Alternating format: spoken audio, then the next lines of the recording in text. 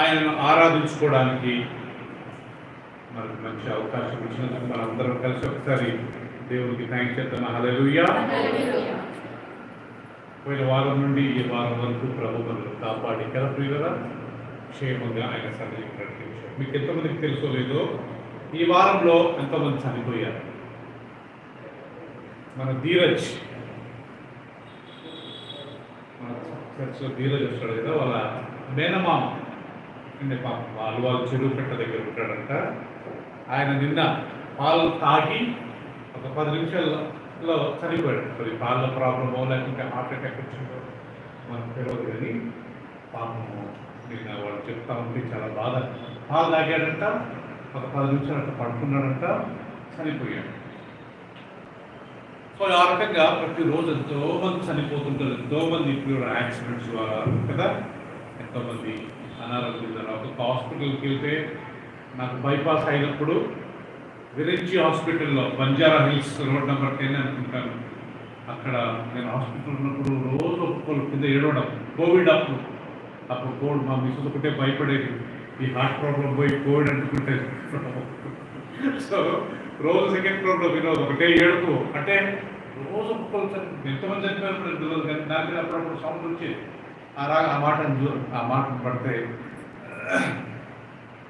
దేవుడు మనందరినీ ఈరోజు కాపాడేందుకు మన దేవుడికి మనస్ఫూర్తిగా ఉండాలి కదా. ప్రతిరోజు మనల్ని కాపాడేందుకు కదా, మన శక్తి, మన బలము, మన జ్ఞానము కాదు. అవునా కదా ప్రియులరా?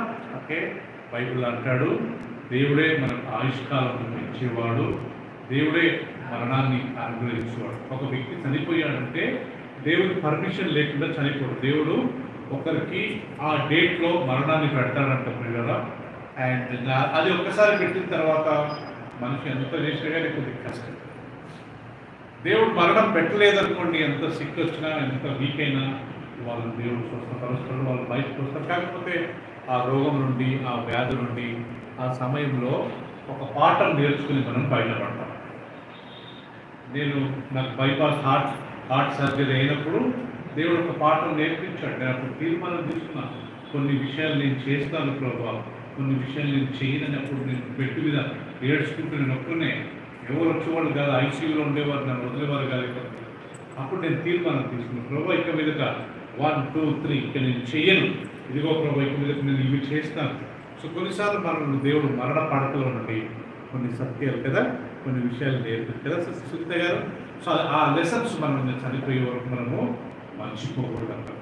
సో కాబట్టి ఇది మనం గుర్తుపెట్టుకోవాలా.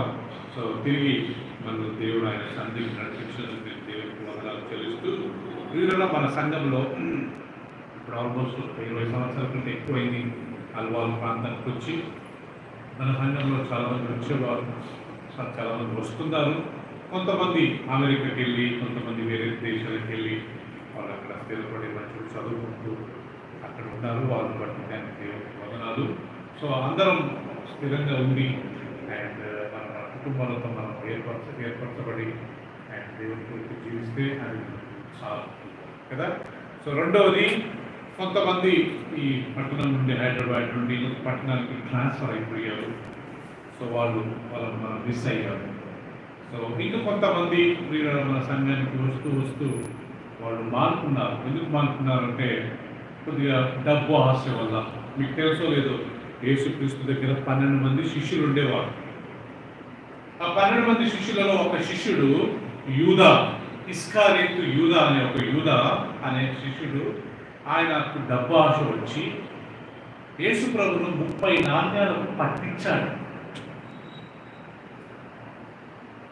3.5 సంవత్సరాలు యేసుక్రీస్తుతో ఆయన సేవ చేశాడు యూదా. 3.5 సంవత్సరాలు ఆయన ఎక్కడికి వెళ్ళినా ఆయనతో పాటు వెళ్ళేవాడు, ఆయనతో పడుకున్నాడు, ఆయనతో భుజించాడు. 5 రొట్టెలు 2 చేపలు యేసుక్రీస్తు 5,000 మందికి పంచినప్పుడు ఈయన గారు పంచాడంట, వడ్డించాడంట. యేసుక్రీస్తు రొట్టెల కొరకు కృతజ్ఞతలు చెల్లించి వాటిని విరిచి శిష్యులకు ఇచ్చి మీరు పంచండి అంటే యూదాగాని పంచాడంట. చివరి రాత్రి, యేసు ప్రభు చనిపోక ముందు చివరి రాత్రి 12 మంది శిష్యులను కూర్చోబెట్టి పస్కా పండుగను ఆచరిస్తున్నప్పుడు వాళ్ళల్లో యూదాగాని ఉన్నాడంట. కానీ మరి ఆయనకి ఏమైందో కానీ ప్రియులారా, కేవలం 30 నాణ్యాలకే యేసు ప్రభును అమ్మివేశాడు, పట్టించాడంట. యేసు ప్రభుని ముద్దు పెట్టుకున్నాడంట. వాళ్ళు వెయిట్ చేస్తున్నారు, ఎవరన్నా ఒక్కరు కంప్లైంట్ ఇస్తే కదా ఆయన పట్టుకుందామని. యూదా వెళ్ళి ఏదో కంప్లైంట్ ఇచ్చిండు, దాని క్లియర్ మనకు తెలియదు. వెళ్ళి ఆయన ముద్దు పెట్టుకున్నాడంట.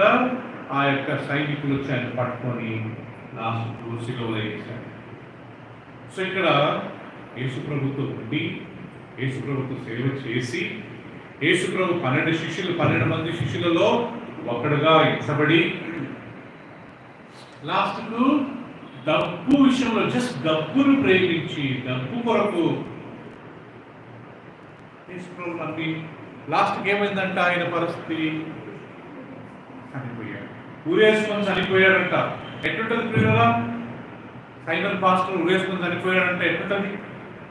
అమ్మా, ఆయన ఇంత సేవ చేసి అల్వాల్లో 20 సంవత్సరాలు సేవ చేసి ఆయన ఊరేసుకోవడం ఏంటి?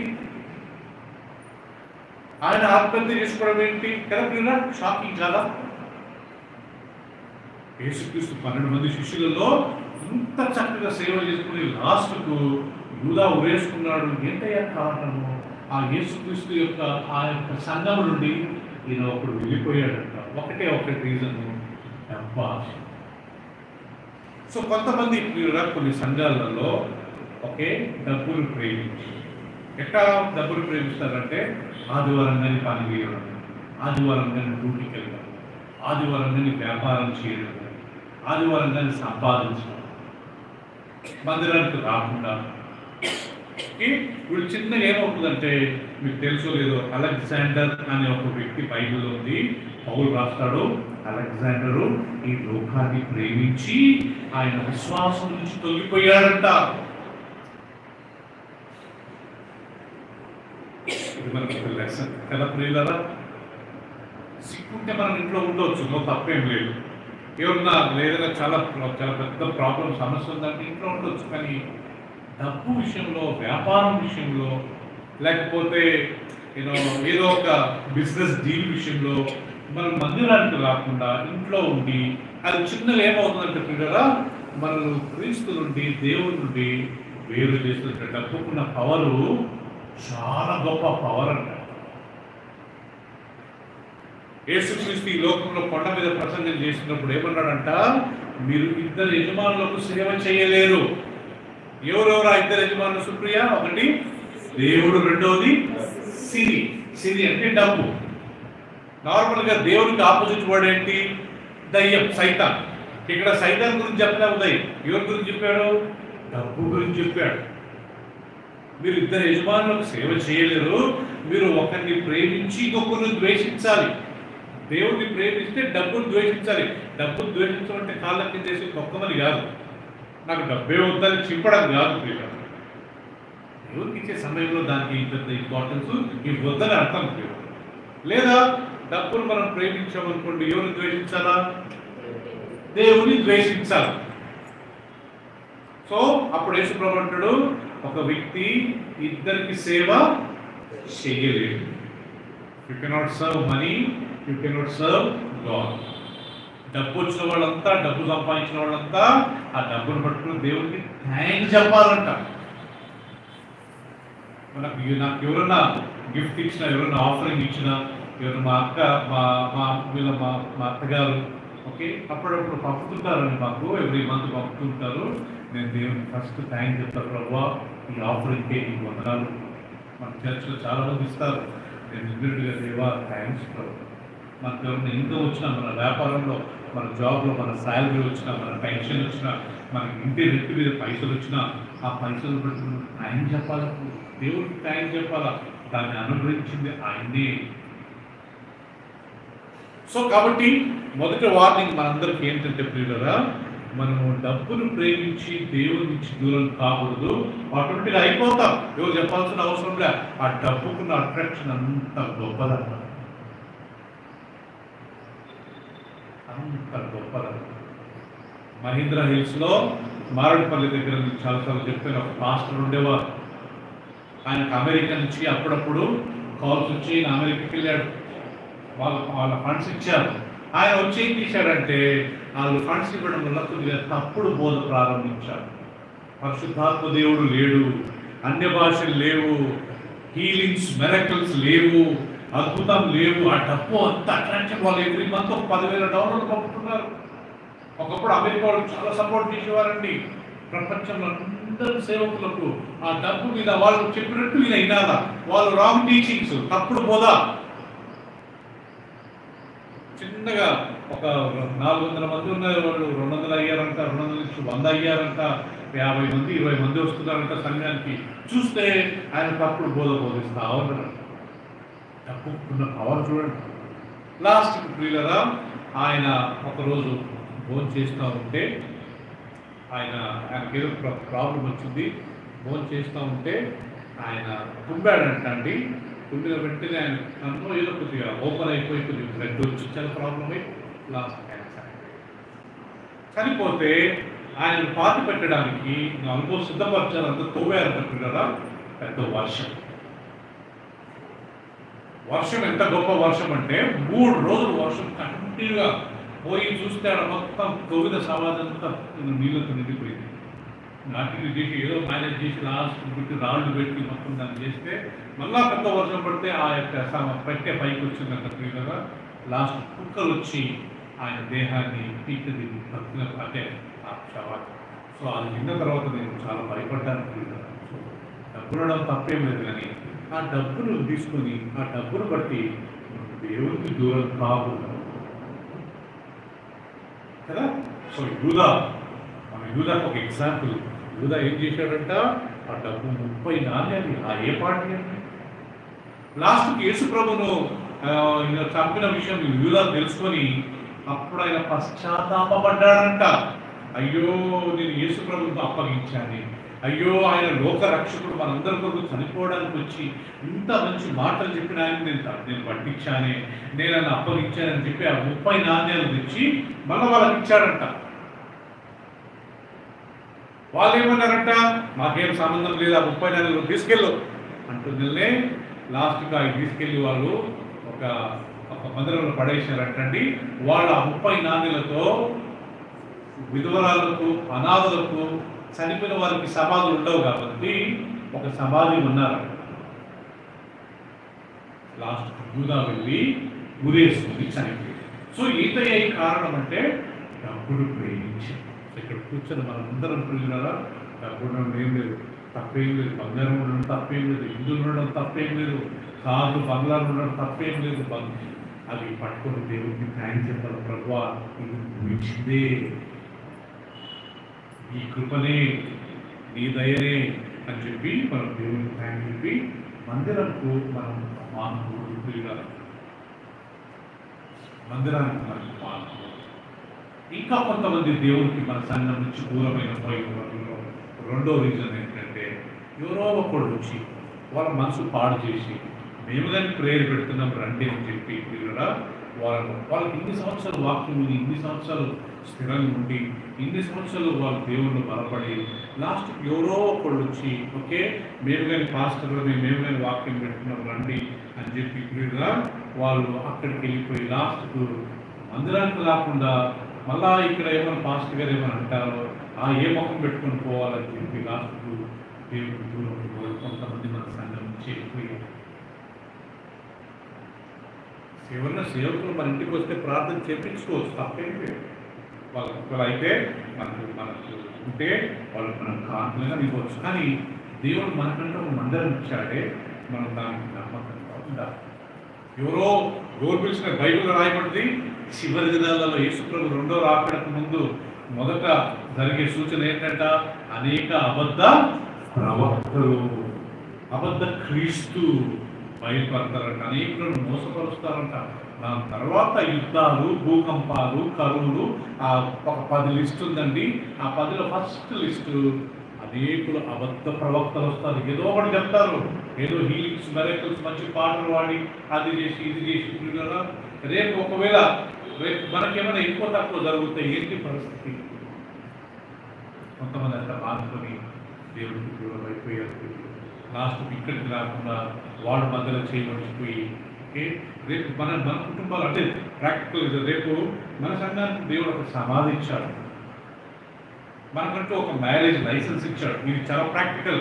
నేను ఇప్పుడు అనుకునేవాడిని రేపు చచ్చిపోతే ఏం కాదులే, ఏదో చేయొచ్చు, కానీ రేపు మనకి ఏమైనా ఎక్కువ తక్కువ మంది చనిపోతే ఎవరు ఇవ్వాలి మనకు సమాధులు? వేరే చర్చెస్లలో అయితే సమాధులు ఇవ్వరు. మెంబర్షిప్ మీరు ఎవ్రీ మంత్ ఫీ కట్టాలా, మెంబర్షిప్ తీసుకోవాలా, ప్రతి వారం మందిరానికి వెళ్ళాలా. లేకపోతే మన కిషోర్ బ్రదర్ని ఆయన సమాధి ఇవ్వలేదండి, ఆయన ఏదో 3 నెలలు పోలేదంట, ఆయన ఫీజు కట్టలేదంట. కిషోర్ బ్రదర్ మనకి దగ్గరకు వచ్చేవారు, ఆయనకు సమాధి ఇవ్వలేదు. పాపం ప్రతాప్ రాత్రంతా ఉంటారా బ్రదర్, రాత్రంటూ వాళ్ళు ఒప్పించి ప్లీజ్ ప్లీజ్ ప్లీజ్ ప్లీజ్, ఆయన 5 సంవత్సరాల నుంచి ఆ మెంబరు. ఇక్కడ పాయింట్ ఏంటంటే రేపేమైనా మన కుటుంబంలో ఏదైనా ఎక్కువ తక్కువ జరిగితే మనకు ఉన్నప్పుడు ఉంటారు కదా, అప్పుడు పోయి ఎవరు అడిగి పైసలు ఇచ్చి 10,000 ఇస్తాం, 20,000 ఇస్తాం, 30,000 ఇస్తాం, ప్లీజ్ ప్లీజ్ మాకు సమాధి అరేంజ్ చేయండి. ఇలాంటి ప్రాక్టికల్ ప్రాబ్లమ్స్ చాలా వస్తాయి. దేవుడు సేవకులుగా దేవుడు మమ్మల్ని ఏర్పరచుకున్నాడు కాబట్టి, అవన్నింటి దేవుడు మనకు ఇచ్చాడు కాబట్టి పిల్లలా మనం మన సంఘాన్ని ఉంటారు. రేపు పెళ్ళిళ్ళు జరుగుతాయి, సేవకులుగా మనకు లైసెన్స్ దేవుడు ఇచ్చాడు. ఎన్నో సంవత్సరాల తర్వాత లైసెన్స్ అప్లై చేస్తే దేవుడు మనకు లైసెన్స్ ఇచ్చాడు. ఇప్పుడు ఎన్నో పెళ్ళిళ్ళు మేము చేశాం దేవుడి సన్నిధిలో. ఈ రకంగా కొంతమంది ఆ రకంగా మానుకొని ఎవరో ఒక చిన్న పాస్టర్ వచ్చాడు, ఏదో ఇంటి పక్కన ఉన్నాడు, ఏదో పిలిచిండు, వీళ్ళకి ఇంత జ్ఞానం లేకుండా ఓకే మనం దేవుడు ఇంత మంచి సంఘం, దేవుడు మంచి వాక్యం ఉంది ఓకే, వీళ్ళు మనం విడిచిపెట్టి వీళ్ళు వెళ్ళడం అనేది కొద్దిగా బాధాకరమే. అంటే వీళ్ళకి ఇంత 8 సంవత్సరాలు మెచ్యూరిటీ రాలేదా అని ఒకసారి నాకు అనిపిస్తుంది. నమ్మకంగా ఉండాలి, వీ ఫెయిత్ఫుల్ ఒక సంఘానికి మనం నమ్మకంగా. 3వ రీజన్, కొంతమంది మందిరానికి వస్తూ వస్తూ మానుకున్న వాళ్ళు. కొంతమంది మీకు డౌట్ ఉండొచ్చు కదా, కొన్ని కుటుంబాలు ఎందుకు రావట్లేదు, ఎందుకు మానుకున్నారని చాలామంది మైండ్లో మీకు డౌట్ ఉండొచ్చు.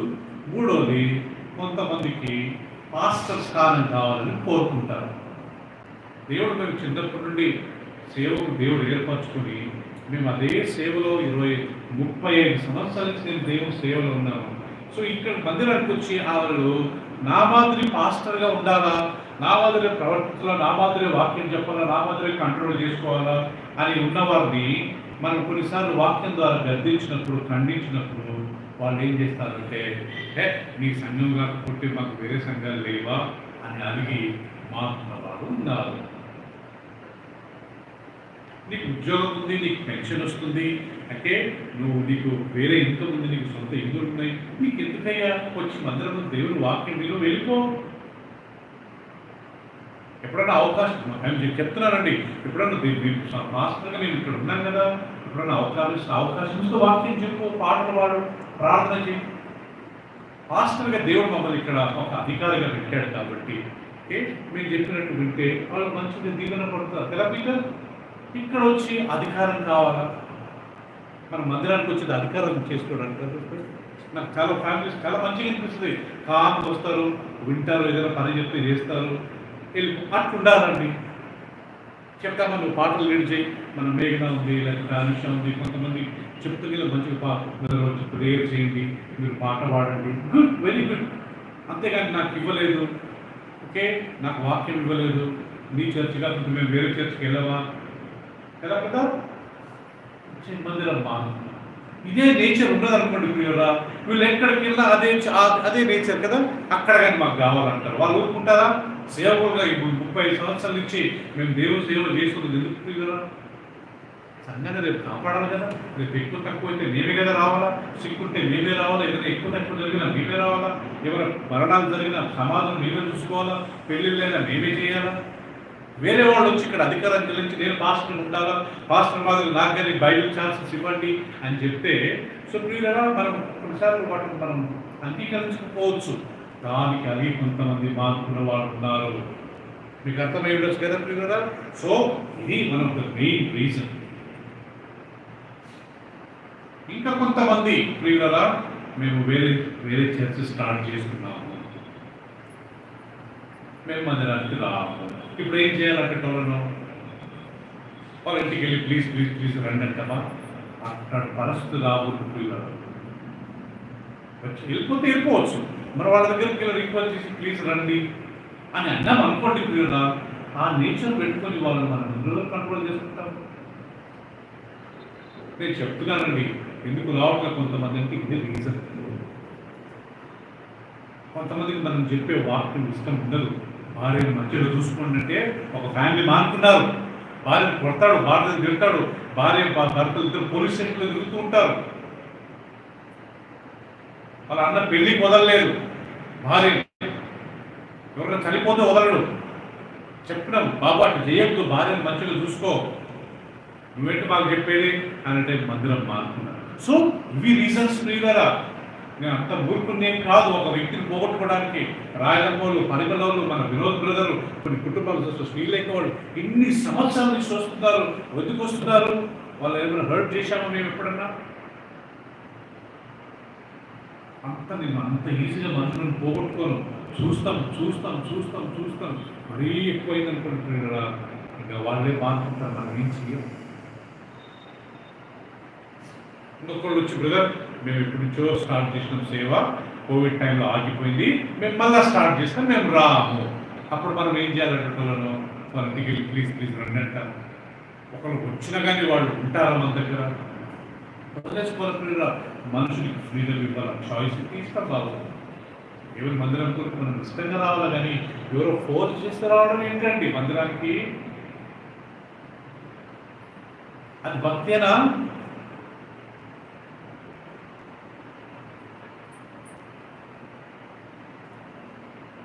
మానుకున్న కుటుంబాలు ఇంటికి జరిగిన వాస్తవం.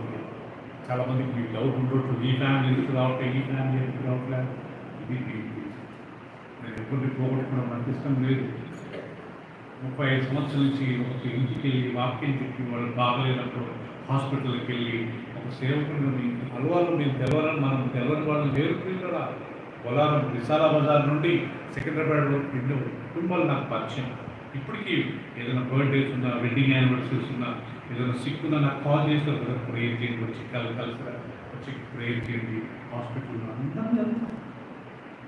కానీ మన సంఘానికి వస్తూ కొంతమంది ఎందుకు మారుతున్నారంటే ఈ రీజన్స్.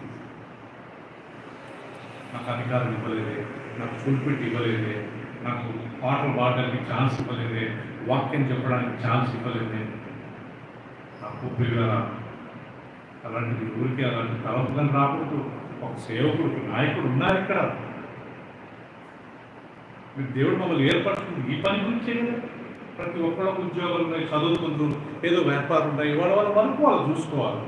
వాళ్ళు వచ్చి సంఘంలో పాస్టర్ వాళ్ళు ఉంటారు, పాస్టర్ వాళ్ళు నేను ప్రేయర్ చేస్తారంటే అది దేవుడు ఆ ఛాన్స్ ఇవ్వడం. దేవుడు ప్రతి ఒక్కరికి ఒక్క స్థానాన్ని ఇచ్చాడు. ఆ స్థానంలో మనం ఉంటే అది మనకు ఆశీర్వదకరం. సో కాబట్టి ప్రియుల మందిరానికి కొంతమంది ఎందుకు మారుతున్నారంటే, ఒకటి డబ్బు ఆశతో, కొంతమంది బిజినెస్ అది అని చెప్పి మందిరం టైం ఇవ్వకుండా, ఓకే మనం ఒకసారి 2 సార్లు 3 సార్లు 4 సార్లు కాల్ చేసుకుని చెప్తాము, రండి బ్రదర్. ఇంకా 24 గంటలు వాళ్ళు ఎప్పుడు పడితే ఏంటి వాళ్ళలో మార్పు రాకుండా మనం ఏం చేయగలుగుతాం? సో కాబట్టి కనీసం మనం ఉన్నవాళ్ళం ప్రియులారా, అయినంత వరకు దేవుడికి లోపడతాం, మందిరానికి వస్తాము. మీ కొరకు నేను బ్రతికినన్ని రోజులు మాత్రం ప్రియులారా ఏ కొదవ లేకుండా, వాక్యం విషయంలో కానీ ఏ విషయంలో కానీ కొదవ లేకుండా తప్పకుండా we will stand with you. మీకు మేము నిలబడతాం. ఏదైనా మంచి జరిగినా చెడు జరిగినా నేను ఉన్నాను, మీకు ఏం దిగులు పడవద్దు. మీరు ఈజీగా ఇంకొక 50 సంవత్సరాలు బతుకుతారు, డోంట్ వరీ. సో ఇంకొక 50 సంవత్సరాల వరకు ఏ డోకా ఉండదు మీకు ప్రియులారా. తప్పకుండా we will stand with you and we will support you. So మా మందిరం కొరకు కొంతమంది మానుకున్న వాళ్ళ గురించి ఇది క్లారిటీ. కొంతమంది అలిగిన వాళ్ళని మనం మధ్యలో వెళ్ళడం అది పద్ధతి కాదండి. అండ్ వాళ్ళకు ఒకసారి మనం బల పోయామనుకోండి, వాళ్ళ నేచర్ మారదు. అలగడం దేవుని వాక్యం ప్రకారం కరెక్టేనా? చాలా తప్పండి. అలిగి మందిరానికి మానుకోవడం ఏంటి? ఆ ఫ్యామిలీకి మాకు పడట్లేదు, మీ ఇద్దరు పడకుంటే మందిరానికి మానుకోవడం ఏంటి? నేను వాళ్ళ దగ్గర పైసలు తీసుకున్నా, మళ్ళీ ముఖం చూపిలా. అందుకే సంఘంలో ఎవరి దగ్గర పైసలు అడగకూడదు, సంఘంలో ఒకరి దగ్గర పైసలు తీసుకోకూడదు. రేపు ఇవ్వలేదనుకోండి టైం ప్రకారము ఏం చేస్తాం చెప్పండి? చర్చికి రావడము ఎందుకు? వస్తే వాళ్ళ ముఖం చూడాలి కదా. సో ఇవన్నీ పాస్టర్గా మాకు తెలుసండి, ఇవన్నీ ప్రాక్టికల్ ప్రాబ్లమ్స్. అయినంత వరకు మనం కొంత పైసలు మాత్రం మన మర్యాద పోయేది అక్కడే. మనం ఉన్న రెస్పెక్ట్ అంతా ఎక్కడ పోతుందంటే మనం పైసలు అడిగామనుకోండి.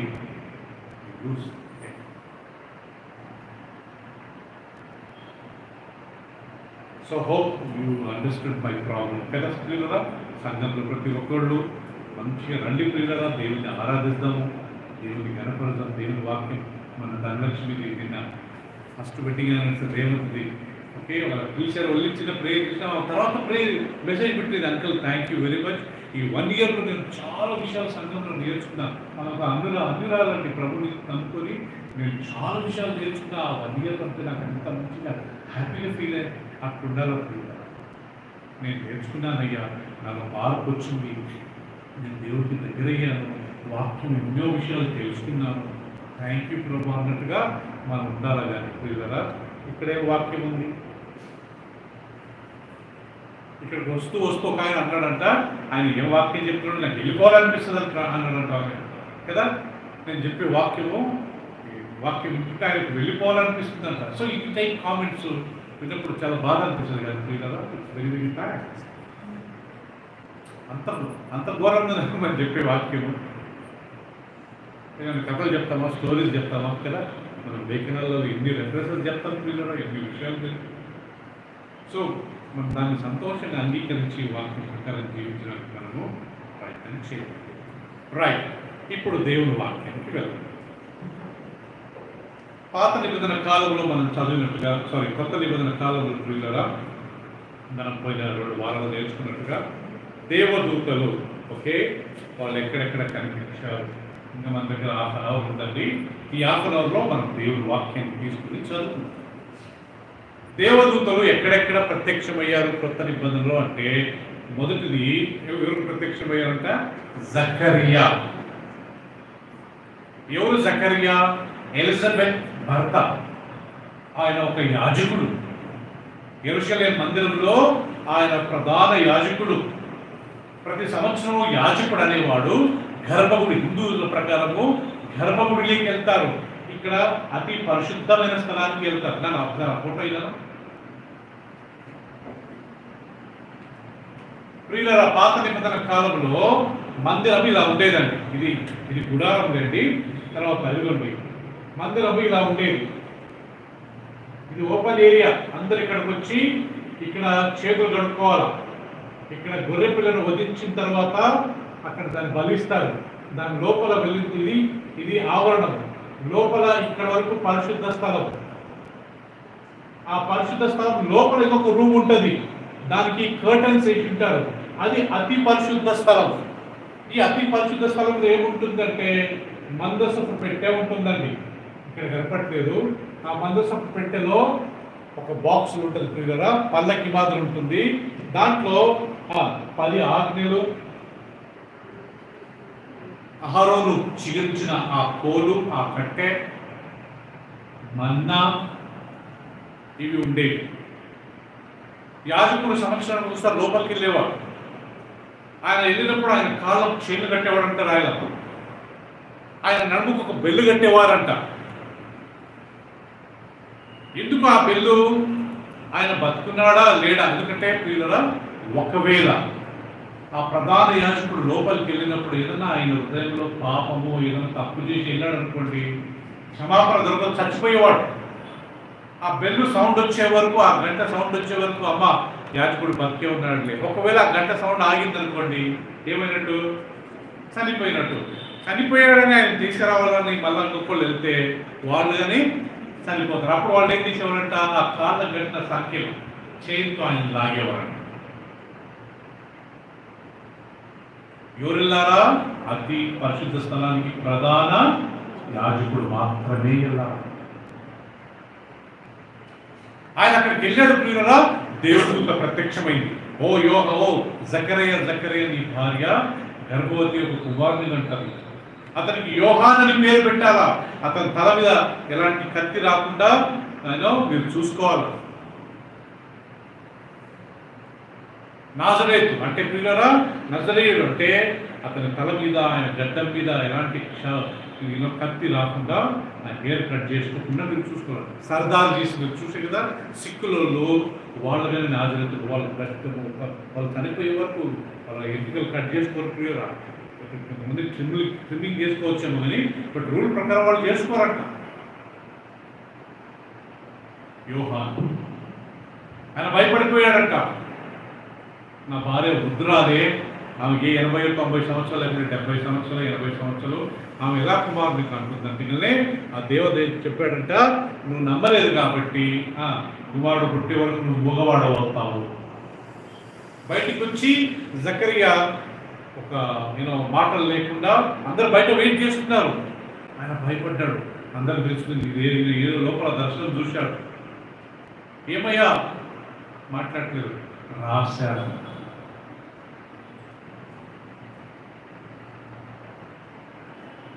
అక్కడ దేవుడు ప్రత్యక్షమయ్యేటప్పుడు గాబ్రియేలు. రెండోది మరియా అనే ఒక కన్య యోసేపుతో ప్రదానం చేయబడి ఎంగేజ్మెంట్ అయిన తర్వాత ఒక 6 నెలలు పోయిసారి చెప్పారు కదా, 6 నెలలు ఆపుతారు. 6 నెలల్లో ఈ క్యారెక్టర్ ఎట్టుందో, ఈ అబ్బాయిది వీళ్ళు తొందరపడి ఏమైనా పాపం చేస్తారా, ఆ అమ్మాయి వేరే వాడితో ఏమైనా పాపం చేస్తుందా, ఈయన దుఃఖంతో ఏమైనా పాపం చేస్తారా, 6 నెలలు లేకపోతే 3 నెలలు వెయిటింగ్ పీరియడ్ అని చూసేవారు. ఒకళ్ళు ఏమైనా తప్పు జరిగిందనుకోండి, వాళ్ళకి ఏం చేసేవారంటే ఒకటి చాలా కఠినంగా ఉన్న కుటుంబాలను వాళ్ళని బయట పెట్టి రాళ్ళతో కొట్టి చంపేవారు. చాలా సాఫ్ట్గా ఉన్న వాళ్ళు సరే పోనీలో వాళ్ళతో మనకి ఎందుకని చెప్పి సైలెంట్గా డివోర్స్ తీసుకుని వెళ్ళిపోయారు. Marriage is cancel.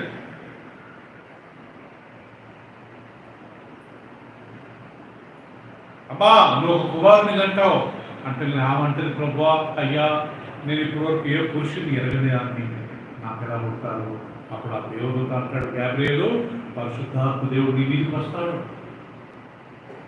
గర్భవతివైతావు, యేసు అనే కుమారుడు నీకు పుడతాడు, అందుకు యేసు అని పేరు పెట్టాడు. ఓకే ఒప్పుకుంటుందండి ఆమె. దీనికన్నా ముందు ప్రియులరా పాత నిబంధన కాలంలో ఒక కన్య, ఒక స్త్రీ ఒకే గర్భవతి పిల్లలు కానీ అది ఎక్కడ కానీ మనకు లేదు ఎగ్జాంపుల్. కానీ వృద్ధులకు పిల్లలు పుట్టిన ఎగ్జాంపుల్స్ ఉన్నాయి. ఎవరా వృద్ధులు? అబ్రహాము, సారా.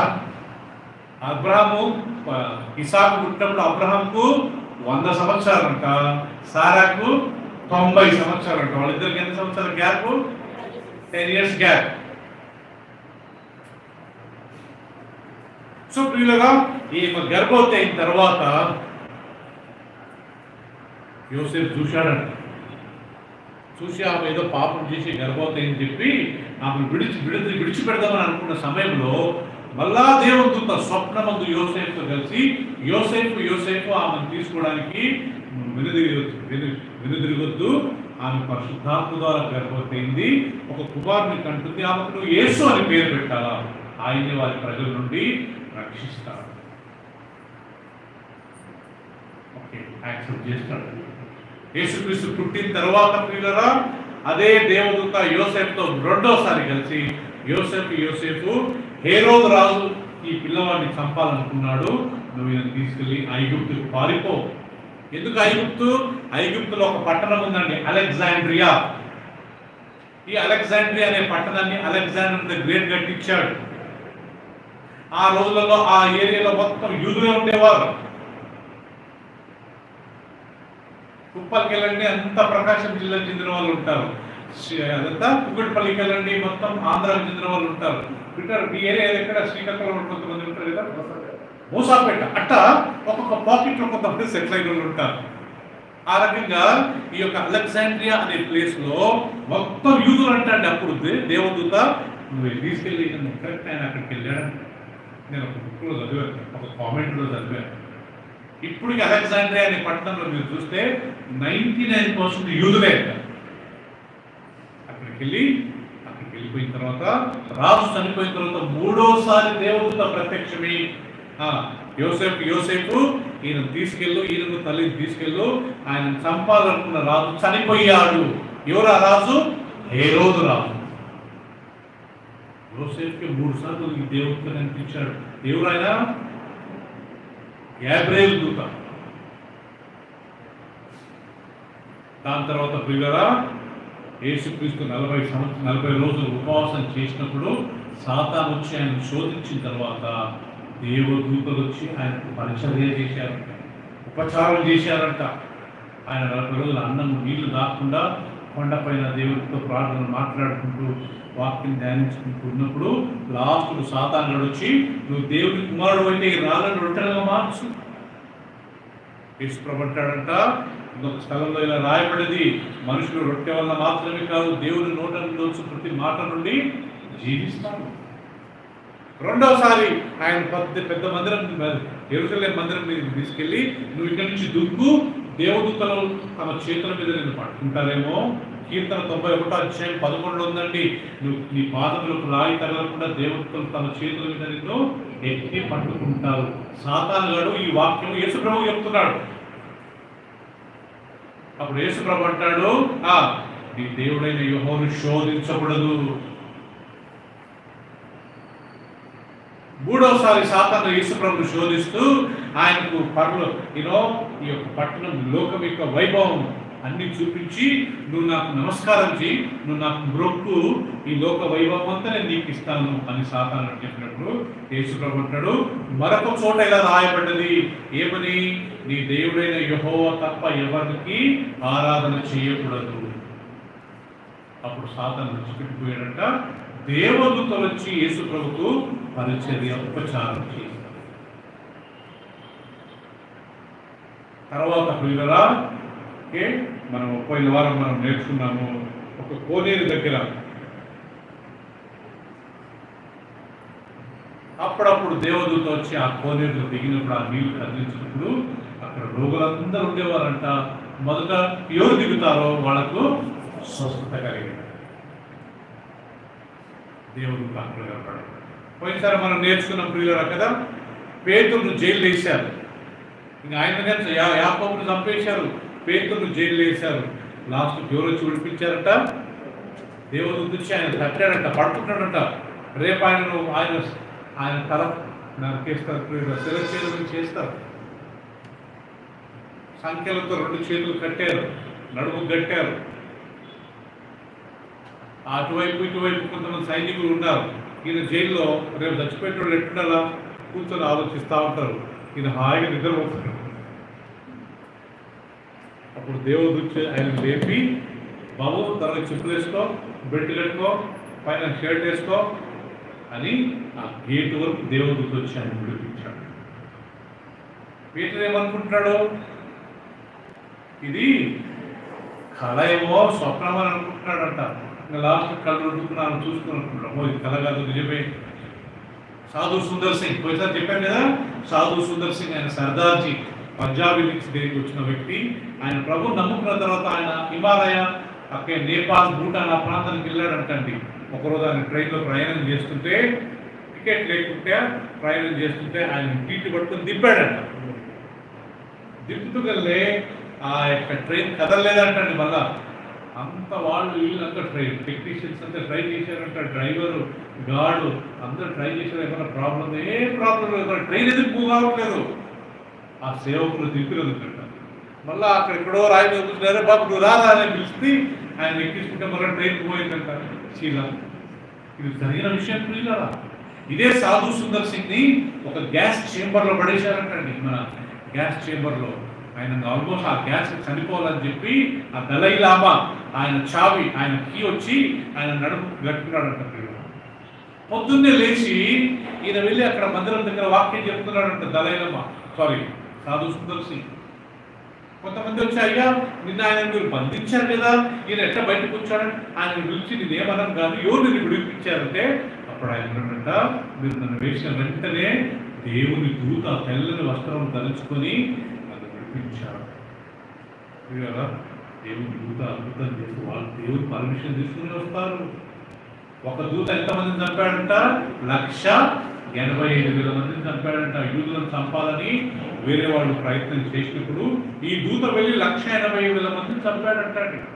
దూతలు ఎల్లప్పుడూ తెల్లని వస్త్రములు ధరించుకున్న వారుగా ఉంటారంట. వాళ్ళ ముఖం ప్రకాశంగా ఉంటుందంట. సో దూతను చూసిన వెంటనే చాలా మంది కన్ఫ్యూజన్ ఏమనుకుంటారు, యేసు ప్రభుని యోహాను ఆయన దూత కాలు పట్టుకున్నాడంట. అప్పుడు దూత అన్నాడంట, నన్ను ఆరాధించొద్దు. ఎవరిని ఆరాధించు? దేవుణ్ణి ఆరాధించు కదా ప్రియులారా. సో ఈరోజు ఇంకొక 5 విషయాలు నేర్చుకుందామండి. దేవదూతలు ఎక్కడెక్కడ కనబడ్డారు. దేవుడికి మనం ఇంకొక విషయం మర్చిపోయాం. గొర్రెల కాపర్లకు దేవదూత కనిపించాడు కదా. గొర్రెల కాపర్లు గొర్రెలను రాత్రి ఆ యొక్క పొలంలో కాస్తూ మేబీ చలిమంట వేసుకుని ఉంటారేమో. అప్పుడు ఒక దేవుడు ప్రత్యక్షమై, ఓ గొర్రెల కాపర్లారా, నేడు మీకు ఒక శుభవార్త, నేడు లోక రక్షకుడు జన్మించాడు. మీరు వెళ్ళి ఆ పొత్తి గుడ్డలో చుట్టిన పిల్లవాడిని మీరు చూడవచ్చు. సో అక్కడగానే దేవుడు దూత ప్రత్యక్షమయ్యాడు కదా. ఈరోజు ఇంకా కొన్ని విషయాలు మనం నేర్చుకున్నాము. దేవదూత ఎక్కడ కనిపించాడు ప్రియులారా అంటే మత్తయి సువార్త 28వ అధ్యాయం. అందరం తీసుకుందామా? ఇప్పుడు మన బైబిల్ మనం ఓపెన్ చేసుకుందామండి. మత్తయి సువార్త 28వ అధ్యాయం.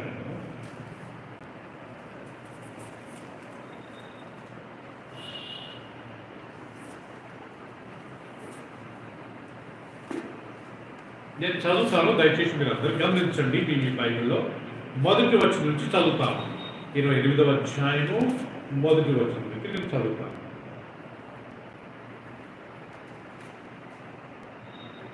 విశ్రాంతి దినము గడిచిపోయిన తరువాత ఆదివారమున తెల్లవారుచుండగా మగ్దలేని మరియు వేరొక మరియు సమాధిని చూడవచ్చింది.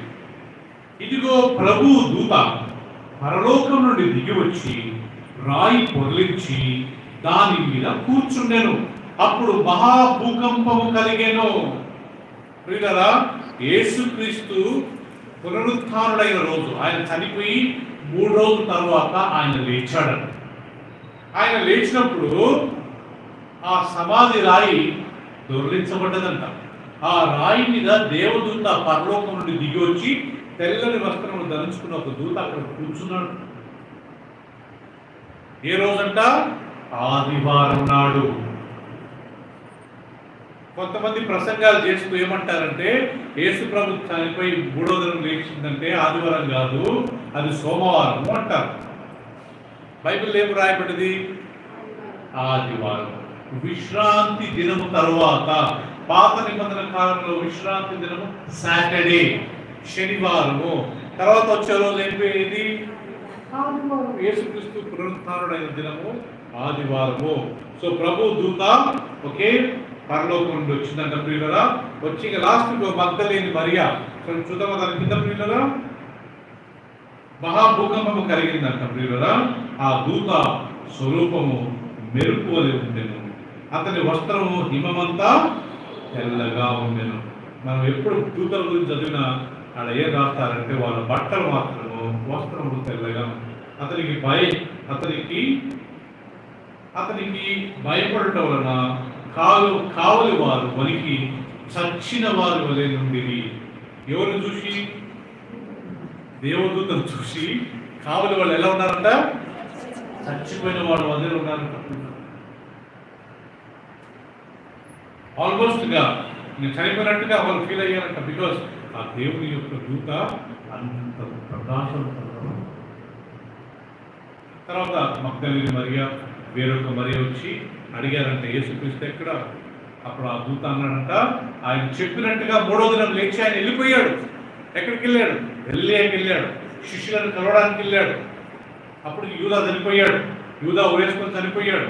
11 మంది ఉన్నారు. 11 మంది భయపడి తలుపులు వేసుకుని లోపల కూర్చున్నారంట. తలుపులు వేసినా కానీ యేసుక్రీస్తు లోపల కూర్చోడంట.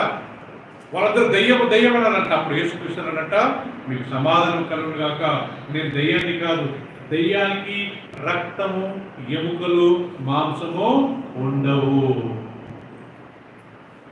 దయ్యము ఆత్మ, దురాత్మలో ఆత్మ. ఇక్కడ దేవుని దూత.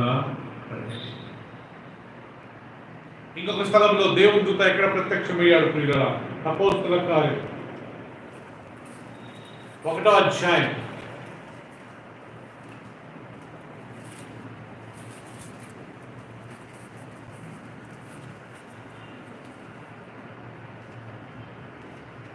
తొమ్మిదవ వచనం నుంచి నేను చదువుతాను, గమనించండి.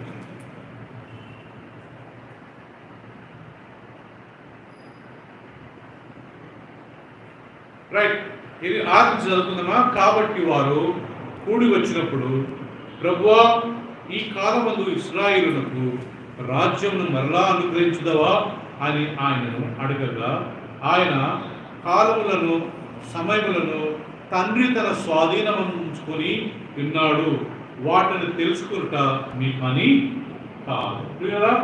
యేసుక్రీస్తు పునరుత్థానుడైన తర్వాత శిష్యులంతా కూడి ఉన్నారంట. యేసుక్రీస్తు వాళ్ళ మధ్యకు వచ్చినప్పుడు శిష్యులు ఒక మాట అడిగారు యేసుక్రీస్తుని, ఏమని? మరలా నువ్వు యూదులకు ఇశ్రాయేలు జనాంగానికి మరలా రాజ్యాన్ని ఇస్తావా, యెరూషలేమునంతా పరిపాలించుకుంటావంటే, అప్పుడు యేసుప్రభువు అంటాడు, కాలములను సమయములను దేవుడు తన స్వాధీనంలో పెట్టుకున్నాడు. ఆ కాలంలో ఆ సమయంలో తెలుసుకుంటా మీ పని.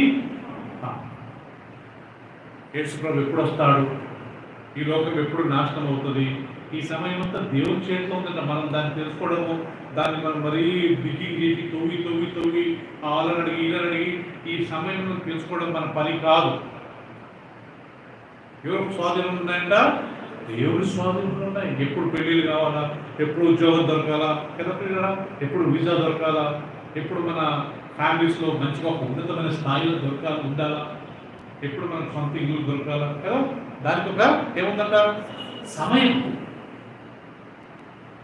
మనందరం ప్రియులరా ఒక స్టేజ్ నుంచి ఎంతో పేదరికం నుంచి వచ్చాం ప్రియులరా. ఇప్పుడు మనం కంపేర్ చేసుకుంటే మనం ఉన్నతమైన స్థాయిలో ఉన్నాం కదా. సమయం పట్టింది. మన ప్రియులతో మాట్లాడుతున్నప్పుడు ఆయన ఇప్పుడు ప్రజల నుంచి చాలా కష్టాలు పడ్డారు. ఒకసారి నాకు అన్నం ఉండేది కాదు. మా ఫ్యామిలీలో కానీ మా ఇంట్లో ఒకసారి అన్నం ఉండేది కాదు. రాక సంగతి తీసేవారు. నాకు ఆ కలర్ చూస్తేనే నాకు ఇష్టం వచ్చేది కాదు. మా మమ్మీ చెప్పాను అన్నం ఉండమా నాకంటే, మా మమ్మీ ఉండేది కాదు. లాస్ట్కి తెలిసింది ముఖేష్ ఇంట్లో రైస్ లేదు. మేము ఒక గుడిసెలు ఉండేవాళ్ళం, కృష్ణాలు గుడ్డి పెట్టుకునేవాళ్ళం, వాష్రూమ్ బాత్రూంలోకి బయటికి వెళ్ళేవాళ్ళం. ఇవన్నీ గుర్తు చేసుకుంటే అమ్మ బాబు ఎంత ఘోరమైన జీవితం జీవించాం. అలా ఇంతమంది ఉన్నారండి పేదలు. ఆ స్థితి నుంచి దేవుడు మమ్మల్ని ఈ స్థితికి ఇచ్చాడు. ఆయన రియలీ థ్యాంక్ఫుల్గా. సో కాలంలో సమయంలో తెలుసుకోవడం మీ వంతు కాదు. ఎవరి పనిది? దేవుడి వశంలో అని చెప్పినప్పుడు ప్రియులరా, అప్పుడు 7వ వచనం చూడండి. కాలంలో సమయంలో తండ్రి తన స్వాధీనం అందించుకొని ఉన్నాడు, వాటిని తెలుసుకుంటా మీ పని కాదు.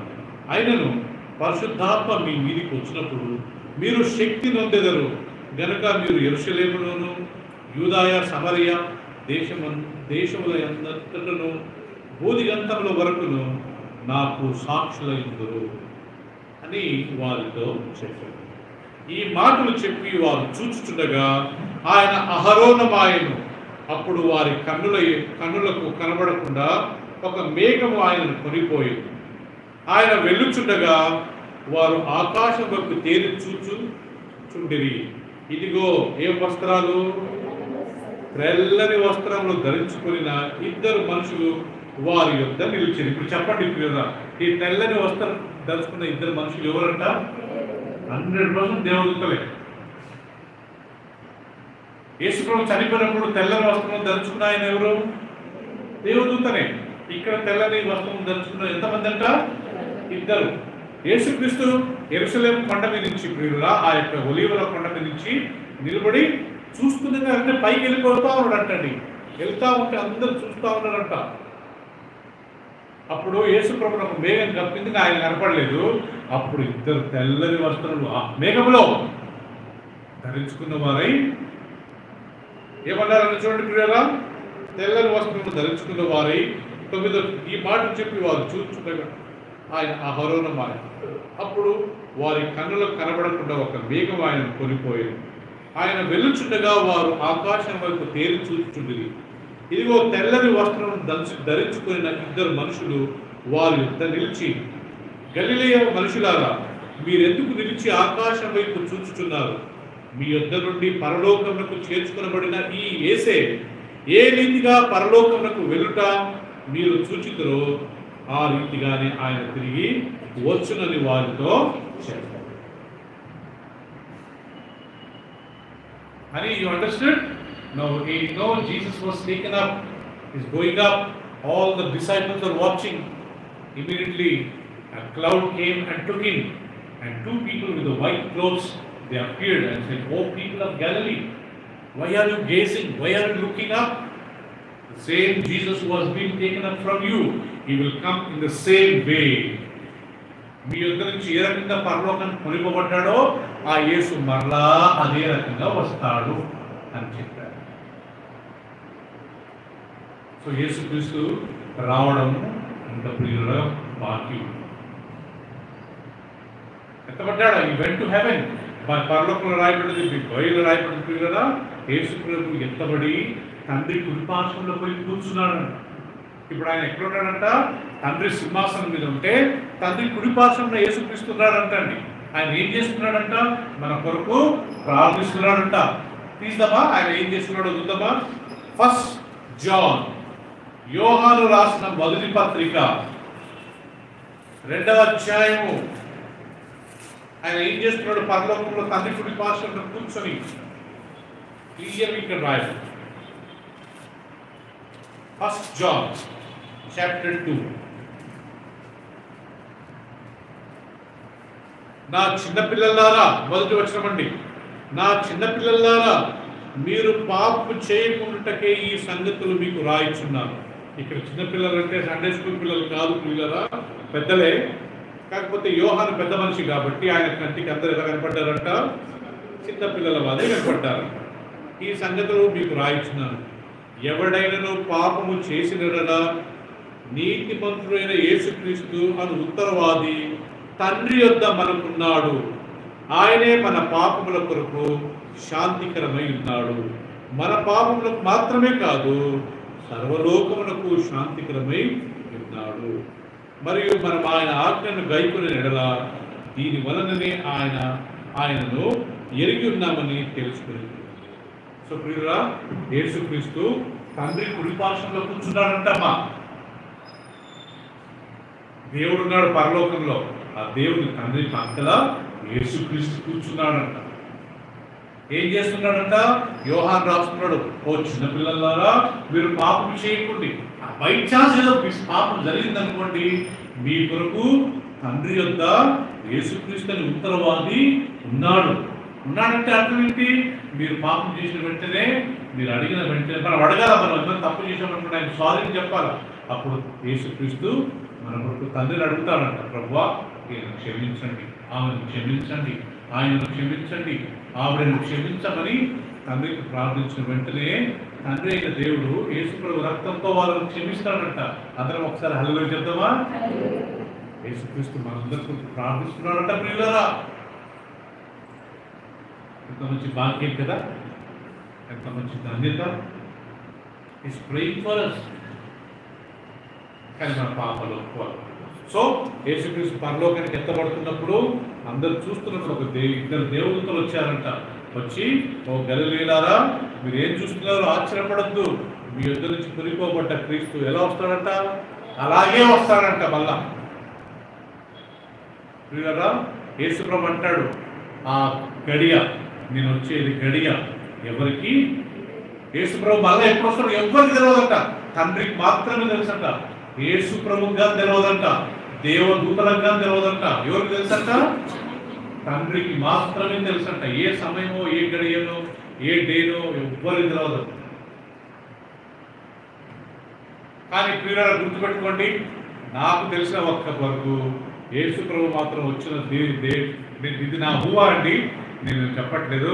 యేసు ప్రభు వచ్చే రోజు మాత్రం 100% సండేనే ఉంటుంది అనుకుంటున్నాను.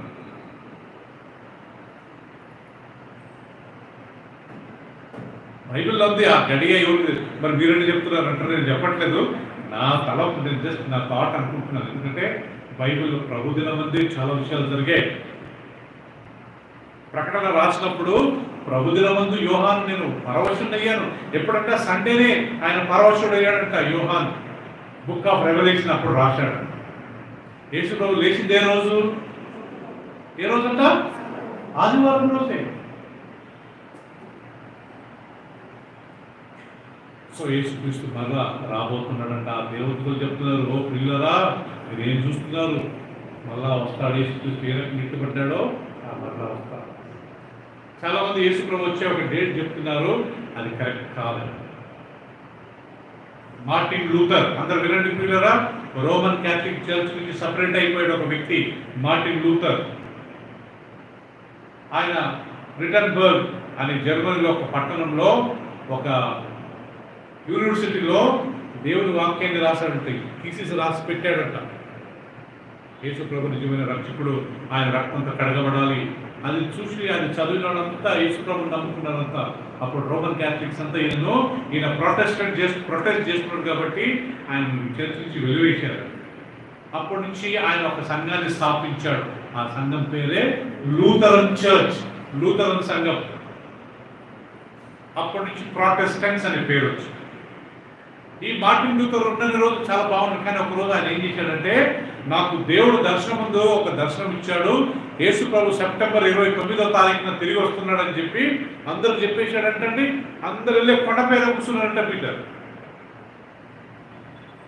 చూసి చూసి చూసి ఆ రోజంతా చూశారంటే సిస్టర్ గారు రాలేదు, మరుసటి రోజు చూశారంటే రాలేదు.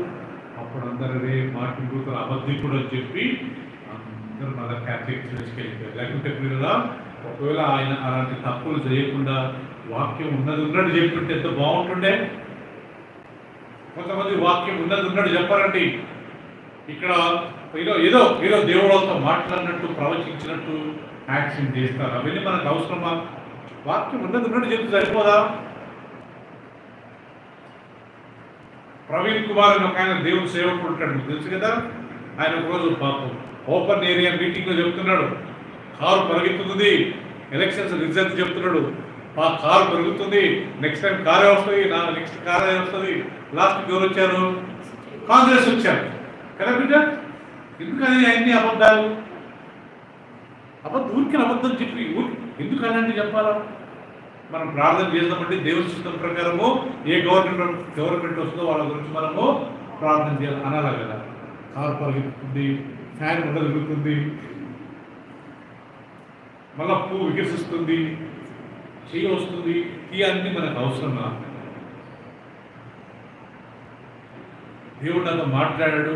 ఇక్కడ ఒక సిస్టర్ ఉన్నారు, మరి దేవుడు మాట్లాడితే సిస్టర్ పేరు చెప్పాలి కదా.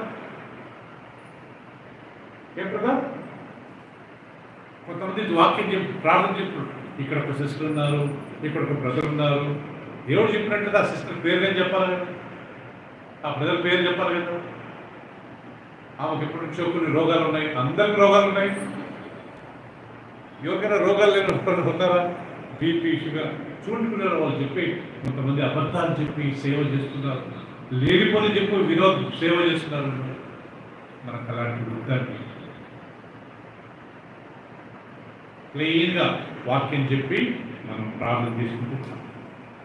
సో ప్రియులా, దేవుని దూత ప్రత్యక్షమై యేసు ప్రభు మరలా వస్తాడు, మీరేం దిగులు పడవద్దు. మనం కానీ ధైర్యం ఉందాం, పాపాలు ఒప్పుకుందాం, రోజు వాక్యం చదువుకుందాం, ప్రార్థన చేసుకుందాం, అందరితో ప్రేమగా ఉందాం, సమాధానం ఉందాం. అలిగేదొద్దు. అలుగుడు అనేది చాలా డేంజర్. పాస్టర్ మీద అలగడము, సంఘం మీద అలగడము, వేరే వాళ్ళ మీద అలగడము, మందిరానికి మాట్లాడడం చాలా చాలా డేంజర్. దానివల్ల మనమే నష్టపోతాము. ఆ క్యారెక్టర్ మంచిది కాదు, ఆ గుణం మంచిది కాదు. ఏదైనా ఫ్యామిలీ ఏదైనా జరిగితే, ఏదైనా మందిరం జరిగితే దాన్ని ఓవర్లుక్ చేయాలి కానీ, దాన్ని ప్రియురా నిర్లక్ష్యం చేయాలి కానీ, అదే మనసులో పెట్టుకుని మందిరానికి మాకుండా నా మీద అలిగి మందిరానికి రాకుండా చాలా చాలా డేంజర్. రేపు మనం పడిపోతాము. యేసు ప్రభు రెండో రాకుండా వస్తున్నాడు. సంఘానికి కట్టబడ్డ వాళ్ళు ఎత్తబడతారు, సంఘం నుంచి బయటికి వెళ్ళే వాళ్ళు ఎత్తబడరు ప్రియులరా. ఎందుకంటే వాళ్ళకి సంఘం అంటే ఇంపార్టెన్స్ లేదు. సంఘం అంటే ఏంటి? ప్రైజ్ లార్డ్ ఫెలోషిప్ కాదు. సంఘం అంటే క్రీస్తు శరీరము కదా. క్రీస్తు శరీరము. నేనుగా నా శరీరంలో ఒక భాగమే, మనందరం ఒక భాగము. నేను ఈ శరీరం నాకు వద్దని చెప్పి నేను బయటికి వెళ్ళి ఎక్కడికి వెళ్ళకుండా ఇంట్లోనే కూర్చొని, ఒక బ్రదర్ అంటుండే, మేము ఇంట్లో ప్రేయర్ స్టార్ట్ చేశామండి చర్చ్ అని. సో ప్రియులరా, మనం గుర్తుపెట్టుకోవాలా, మనం దేవుని సన్నిధికి వచ్చినప్పుడు దేవునికి లోబడడానికి ప్రయత్నం చేయాలి. ఇది అరుగుడికి కూడా మానుకొని మనం దేవుని అంతవరకు, బైబిల్ ఏముంది, అంతవరకు ఎవరైతే సహిస్తారో వాళ్ళే రక్షింపబడతారు. ఈ మధ్యలో ఈ యూదా మాదిరి కొంతమంది వదిలిపోయి, కొంతమంది అలిగి అలెగ్జాండర్ అనే వ్యక్తి లోకాన్ని ప్రేమించి ప్రభుని వదిలి ఇలాంటి ఉండకూడదు ప్రియురా. ఎంత డబ్బు వచ్చినా దేవా ఇది నీ కృపని తగ్గించుకుందాం ప్రభువా, నీ దయనే ప్రభువా. ఏ స్థితి నుంచి ఏ స్థితికి తెచ్చావో నీకు థ్యాంక్స్ అని చెప్పి లాస్ట్ ప్రియుల దేవుని చిత్తమైతే వచ్చే వారంలో ఇంకా కొన్ని విషయాలు లాస్ట్ మనం ముగించుకుందాము. దాని తర్వాత మనం కొత్త విషయాన్ని ధ్యానించుకుందాం. ఆమేన్. తల వచ్చుకుందామండి. ప్రార్థన. తండ్రి అయిన దేవ, పరిశుద్ధుడైన మా దేవ, ప్రభువా, మమ్మల్ని అందరినీ అన్యుల నుండి రక్షించి, మేము ఒకప్పుడు విగ్రహారాధన చేసేవాడు, ఒకప్పుడు నీకు విరుద్ధమని ఎన్నో పాపాలు చేసేవాడు, అబద్ధాలు ఆడేవాడు, మోసం చేసేవాడు, గర్వించేవాడు, అన్ని నమ్మేవాడు, వాక్యాన్ని తప్ప.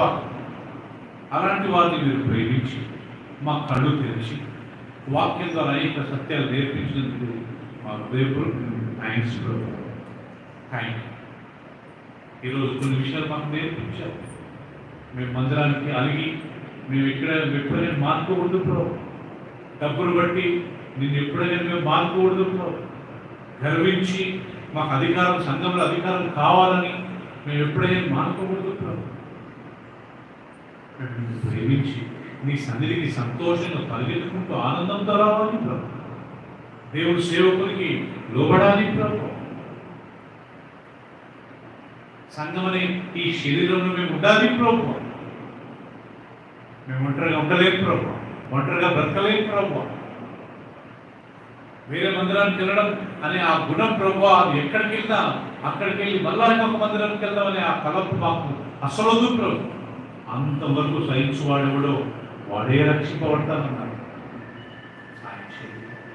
యేసుప్రభు రెండో రాకడ రాబోతున్నది. యేసుప్రభు ఎప్పుడు వస్తాడో మాకు తెలియదు ప్రభు. ఆయన రాకడ ఎప్పుడో మాకు తెలియదు ప్రభు. ఆ సమయం, ఆ గడియ, ఆ దినము మేము ఎల్లప్పుడు మమ్మల్ని మేము సిద్ధంగా మా పాపాలు ఒప్పుకోవాలి.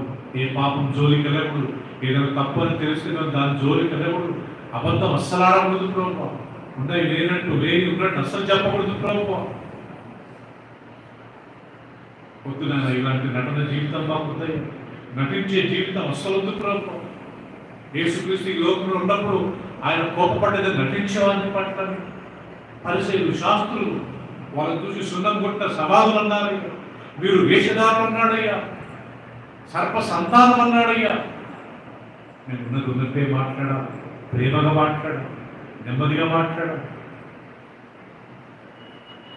మంచి జీవితం జీవించాలి, అందరితో సమాధానం ఉండాలి, ప్రేమ ఉండాలి. రేపు చనిపోయినా యేసుప్రభు వచ్చినా నీ రాజ్యంలో చేరాలి. మన నమ్మకమైన రాష్ట్రాన్ని పిలుచుకోవాలి. ఆ కృప మా అందరికి ఇవ్వండి ప్రభు. ఇక్కడ కూర్చున్న ప్రతి ఒక్కరు రేపు నీ రాజ్యంలో ఉండాలి. ఇక్కడ కూర్చున్న ప్రతి కుటుంబస్తులు నీ రాజ్యంలో ఉండాలి. ఎవరే కానీ ప్రభు నరకానికి వెళ్ళకూడదు ప్రభు.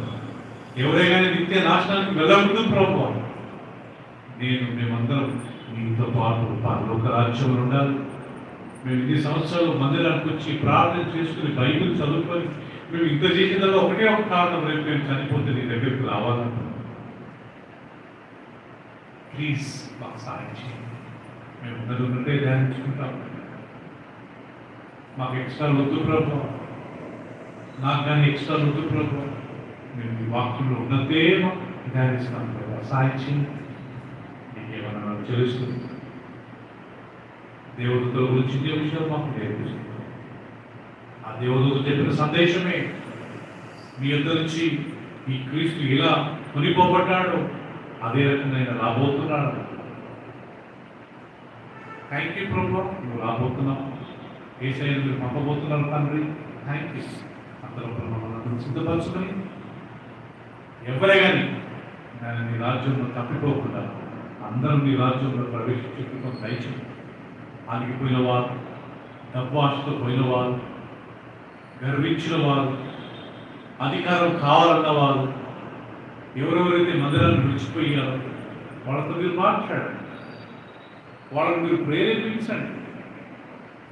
మీ చిత్తమైతే వారిని మా మధ్య మళ్ళీ నడిపించండి. ఉన్నవాళ్ళు ఎవరైనా ఆసక్తిలో వెళ్ళకుండా అందరం మేము తగ్గించుకొని ఈ వాక్యానికి లోబడి కృపనివ్వండి. మేము ఒక సంఘంలో ఉంటేనే బతుకుతాం ప్రభు. కృపదాచి నీకు వందనాలు చెల్లిస్తూ యేసుక్రీస్తు అతి పరిశుద్ధ నామములో ప్రార్థించి వేడుకుంటున్నాం తండ్రి. ఆమేన్.